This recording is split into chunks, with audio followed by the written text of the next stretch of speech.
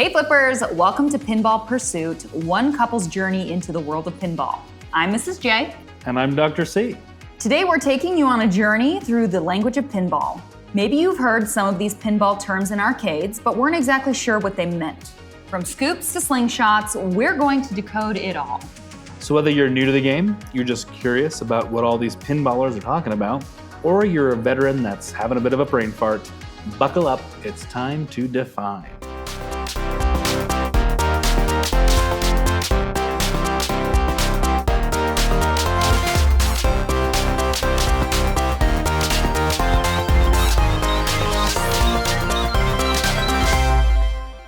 When you step up to play pinball, the first thing you're going to do is plunge. Plunges can be different depending on the machine you're using, but most of the time you're going to pull the spring-loaded rod and let the ball fly. Some machines feature a button that will just automatically plunge the ball, or if you're lucky, a revolver, like on the Indiana Jones machine. That one definitely has to be my favorite. It's so fun.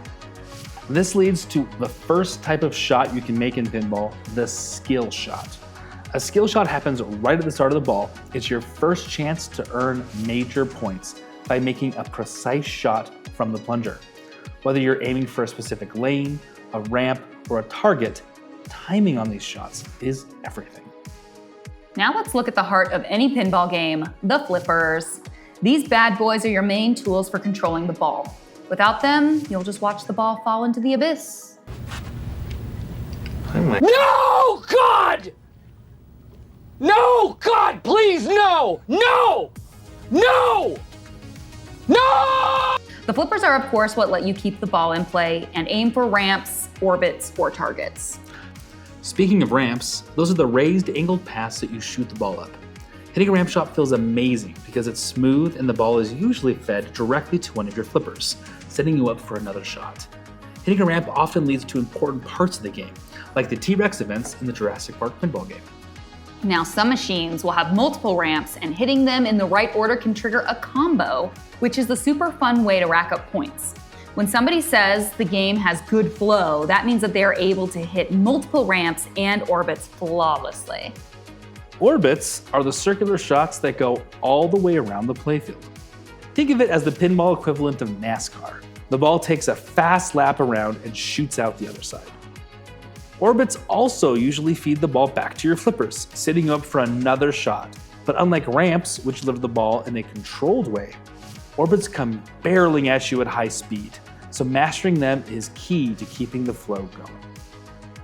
Ever notice those little holes in the playfield where the ball sinks in? Those are scoops. When your ball lands in a scoop, it usually triggers something special, like starting a mode, locking a ball for multiball, or delivering a reward. Scoops give you a moment to breathe. They're like a little timeout for the ball. But when it ejects, get ready, it's coming at you fast. Let's talk about those rubbery slingshots, or just slings, on either side of the lower playfield. When the ball hits them, it's like getting smacked around by a rubber band. These slings definitely add an element of chaos to the game by throwing the ball all over the place. And if you're not careful, could mean game over. And that is something we like to call the dreaded drain. The drain is your enemy. It's where the ball falls when it goes down the middle or into the outer lane without you saving it. When that happens, say goodbye to that ball. Speaking of lanes, there are two kinds, inner lanes and outer lanes. Inner lanes will send the ball back to your flippers, giving you another chance to make a shot. Outer lanes generally mean it's going down the drain. Wah, wah. However, there are multiple games that allow you to earn the ability to come back from an outer lane drain, like the Spell of Protection on the Stranger Things machine. Which brings us to ball saves. A ball save is a grace period in which a new ball is usually auto-plunged into the game after you drain, continuing your current play session. I'm thinking I'm back. Some games have an outer lane ball save that you have to activate. The most famous example being the magnetic ball save on the Black Knight pin. Most playfields have lights that will show you when the ball save is on and is usually lit up in the middle drain.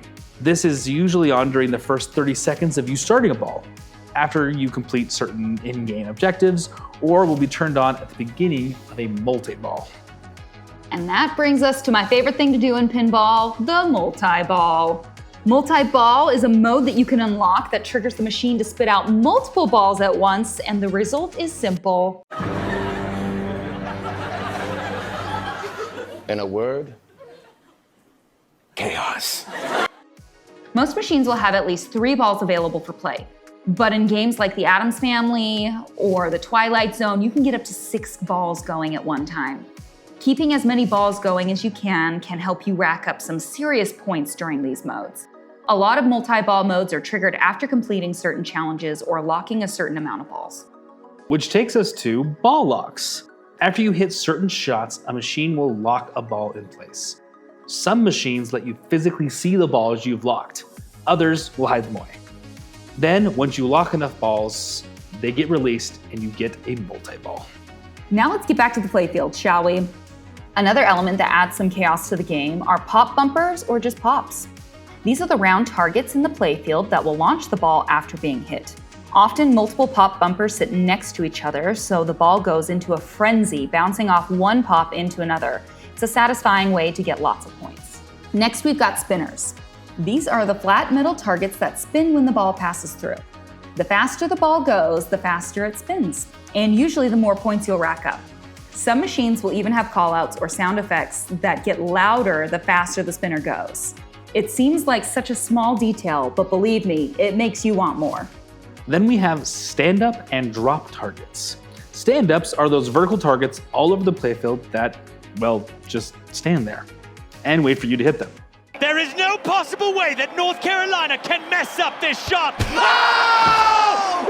They don't move, but hitting them is often part of a game's objective. And drop targets look like stand-ups, but they are usually the little square targets that drop down inside of the board after being hit. A lot of times, these drop targets are hiding other stand-ups or scoops, so that these areas can only be hit after dropping all of the targets.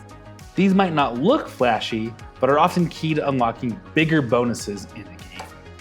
This next one is for all of you with some anger issues, bash toys. These are interactive toys in the middle of the playfield that you can literally bash with the ball. Bashing these toys can trigger different modes, bonuses, or even multi-balls. It's like taking out your frustration on the machine, but getting rewarded for it. Ooh, that's nice. Speaking of rewards, who doesn't love earning an extra ball? It's like finding a bonus life in a video game. The machine will often shout out, "Extra ball is lit!" A specific shot on the playfield will light up, and if you hit that shot, the game will reward you with another chance to score big points after you drain. Speaking of shout-outs, also known as call-outs, these are voices you hear in the game that are usually tied to specific shots or events. Games these days are going so far as to get actors or artists featured in the game to make these call-outs. It's pretty sweet. For example, one of my favorite bands is Rush, and in their pinball machine, Geddy Lee and Alex Lifeson make callouts to the players. As with all games, some of these callouts are helpful, and others, well, let's just say they can get pretty sassy. Reminds me of somebody I know. What do you mean by that, Dr. C? I don't know. Anyways, there you have it. Now you're fluent in all of the pinball lingo. Whether it's mastering ramps, pulling off skill shots, or keeping the dreaded drain at bay, understanding the language of pinball feels like it's half the battle. Be sure to like and subscribe, and let us know in the comments which pinball term you learned for the first time or which one we missed. Until next time, go flip out and aim for that extra ball.